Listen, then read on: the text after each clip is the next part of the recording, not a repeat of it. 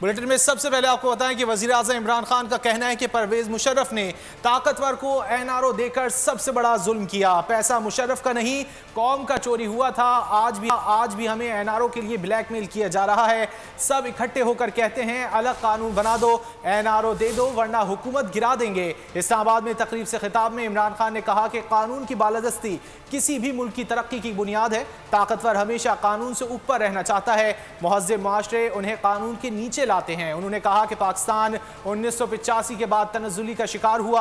आज भारत, बांग्लादेश और दीगर गरीब ममालिक आगे निकल गए। वज़ीर आज़म ने मजीद कहा कि मुशर्रफ दौर में वकला तहरीक तारीखी जद्दोजहद थी।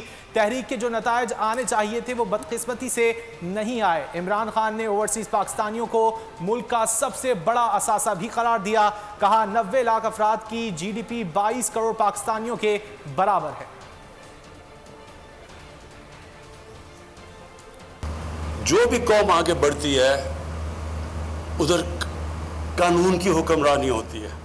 हमारे मुल्क में ये जो दो पाकिस्तान शुरू हो गए, एक नहीं दो पाकिस्तान, एक पाकिस्तान के लिए एक अलहदा सेट ऑफ रूल्स, दूसरों के लिए अलहदा। इस मुल्क की जो लीडरशिप थी उसको कोई फिक्र नहीं है कि लोगों को इंसाफ मिले या ना मिले। सारे इकट्ठे होकर कहते हैं कि जी हमारे लिए अलहदा कानून बना दो, हमें एनआरओ दे दो। एक ही ब्लैकमेल कर रहे हैं कि नहीं तो आपकी गवर्नमेंट नहीं चलने देंगे। और ये ही जनरल मुशर्रफ ने सबसे बड़ी जो जुल्म किया इस मुल्क पे, एक तो आइन तोड़ा, लेकिन जो सबसे बड़ा जुल्म किया एनआरओ दे दिए ताकतवर को।